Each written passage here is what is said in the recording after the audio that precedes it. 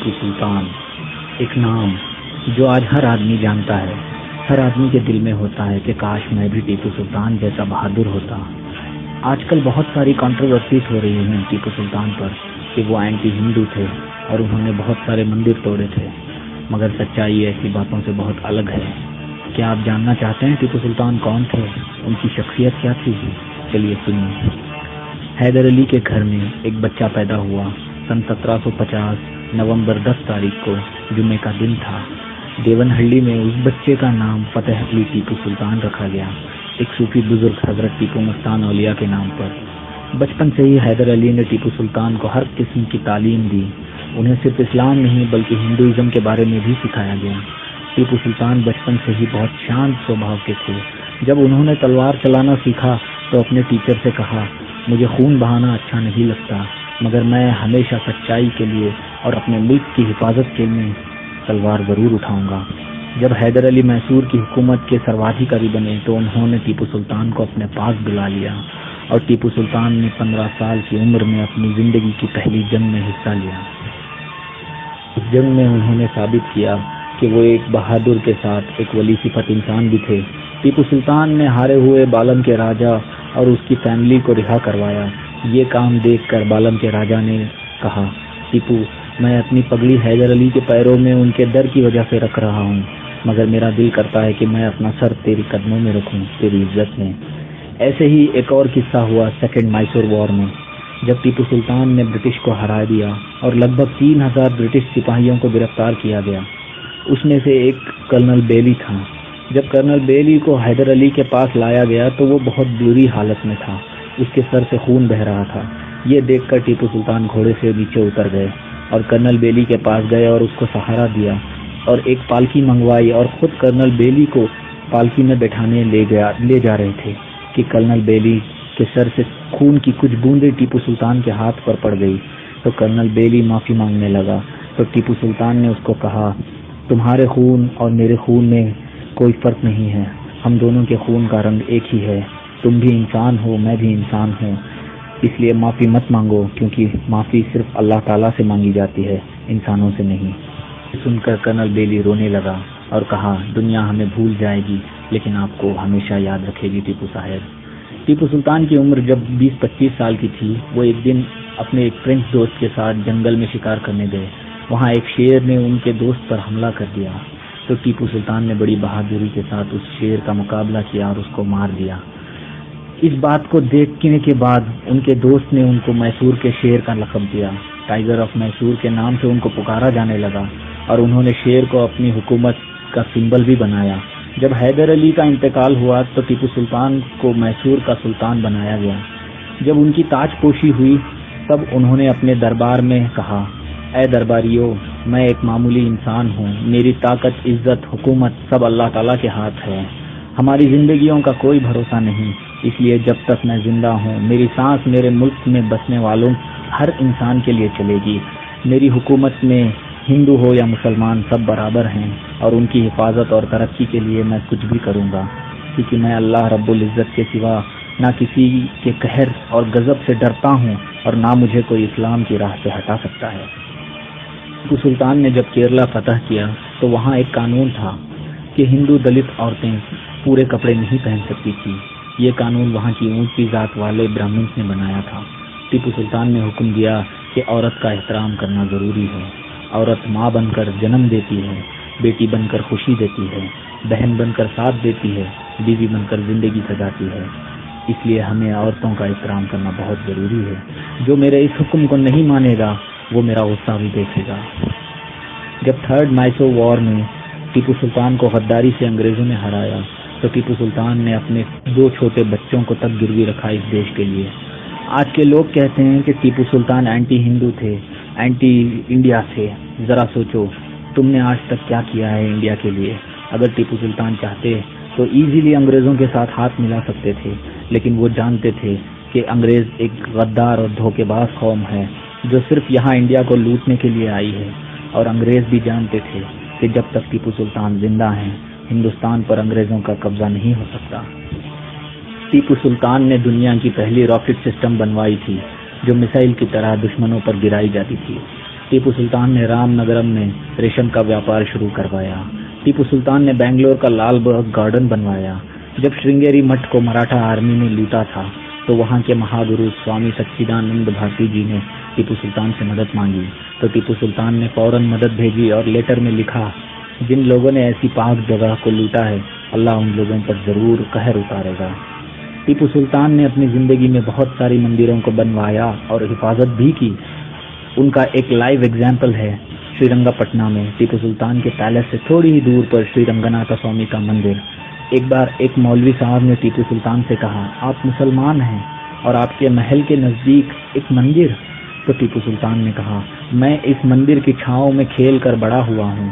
وہ مندر میرے لیے اتنا ہی پاک ہے جتنا ایک مسجد ہے.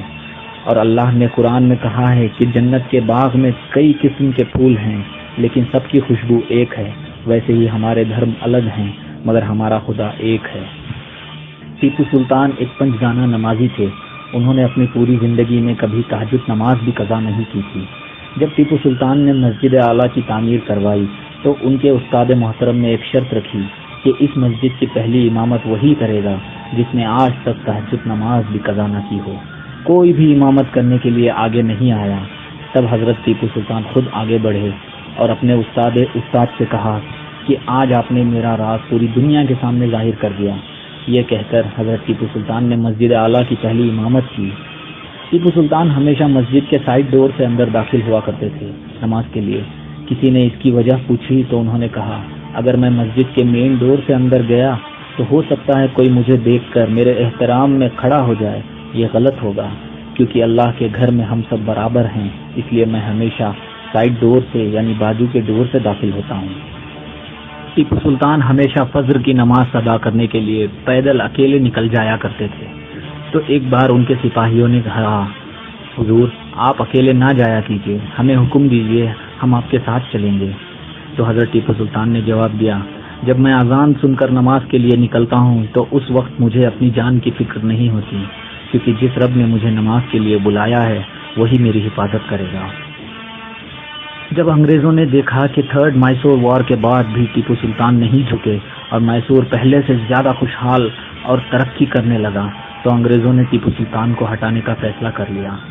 انگریز جانتے تھے کہ وہ ٹیپو سلطان کو نہیں ہرا سکتے تو انہوں نے مراٹھا اور حیدرآباد کے نظاموں کے ساتھ مل کے پھر سے میسور پر حملہ کیا.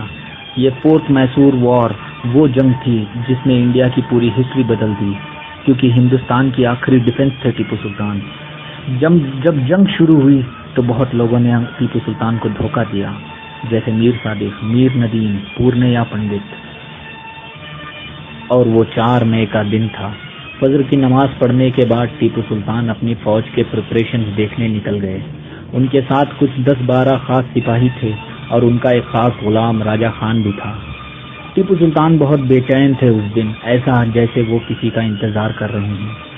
جب ظہر کی نماز ادا کرنے کا وقت ہوا تو انہوں نے ظہر کی نماز ادا کی اور راجہ خان نے ان سے کہا، حضور آپ نے صبح سے کچھ نہیں کھایا، آپ کچھ کھا لیجئے. تو سلطان نے کہا، ٹھیک ہے لگاؤ.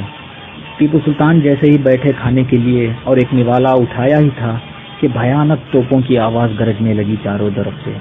انہوں نے نوالا نیچے رکھا اور کھڑے ہو گئے اور کہا، الحمدللہ میرے ساتھیوں، وہ وقت آ گیا جس کا انتظار تھا. جو میرے ساتھ آنا چاہے وہ آ سکتا ہے اور جو نہ آئے اس پہ میں کوئی گلہ نہیں کروں گا. تو سب لوگوں نے کہا، حضور ہم آپ کے لیے اپنی جان حاضر کرتے ہیں، ہم آخری سانس تک آپ کے لیے لڑیں گے. یہ سن کر ٹیپو سلطان نے کہا، نعرہ تکبیر. تو سارے سپاہیوں نے کہا، اللہ اکبر، اور سب واٹر گیٹ کی طرف بڑھے جہاں انگریز قلعے میں داخل ہو رہے تھے. ٹیپو سلطان جب وہاں پہنچے تو بہت انگریز قلعے کے اندر داخل ہو چکے تھے اور ان کے ساتھ جنگ شروع ہو گئی. ٹیپو سلطان اور ان کے خاص کچھ 10-15 سپاہیوں نے لگ بھگ 500 سے زیادہ انگریزوں کو قتل کر دیا. جب انگریزوں نے دیکھا کہ یہ لوگ انگریزی فوج کو گاجر مولی کی طرح کاٹ رہے ہیں تو کچھ برٹش سپاہی قلعے کی دیواروں پر چڑھ گئے اور گولیاں چلانے لگے. ایک ایک کر سارے سلطان کے وفادار سپاہی شہید ہو گئے. ٹیپو سلطان بھی کافی زخمی ہو گئے تھے. پھر اچانک ایک گولی ان کے دل کے پاس لگی تو وہ گھوڑے سے نیچے گر پڑے. ان کے ساتھ راجہ خان تھا. راجہ خان نے کہا، حضور یہ لوگ جانتے نہیں ہیں کہ آپ کون ہیں. اگر آپ اجازت دیں تو میں اعلان کر دوں گا کہ آپ ہی ٹیپو سلطان ہیں، تو یہ لوگ آپ کی جان بخش دیں گے۔ ٹیپو سلطان نے کہا، چپ رہو، کیا تم مجھ سے میری شہادت چھیننا چاہتے ہو؟ گیدڑ کی 100 سال کی زندگی سے شیر کی ایک دن کی زندگی بہتر ہے۔ یہ کہہ کر سلطان پھر اٹھے اور تلوار اٹھائی اور لڑنے لگے۔ سلطان نے تلوار پھر اٹھائی اور لڑنے لگے۔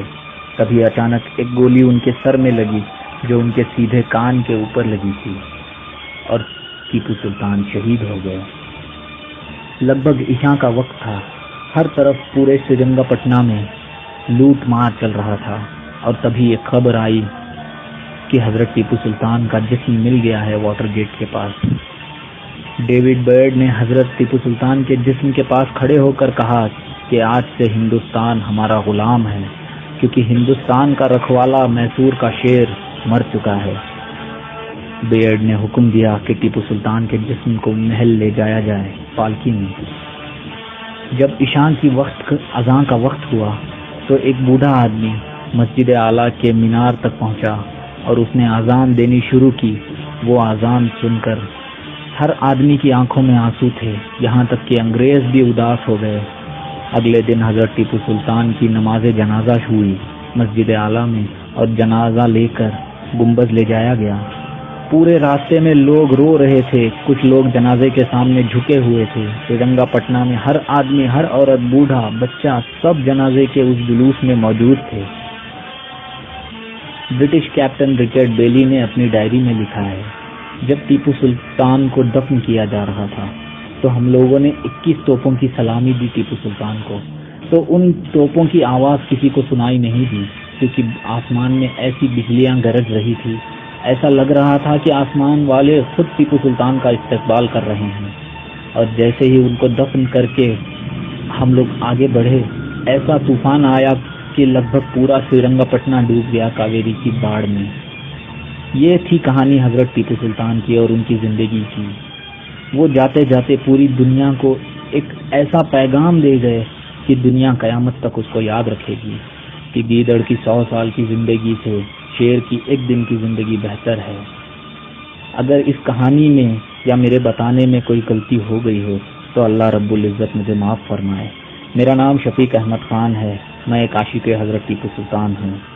اللہ تعالی ہم سب کو حضرت ٹیپو سلطان جیسی بہادری نصیب فرمائے اور ان جیسی وطن پر شہید ہونے والی موت عطا فرمائے، آمین۔ جے ہند، جے کرناٹکا۔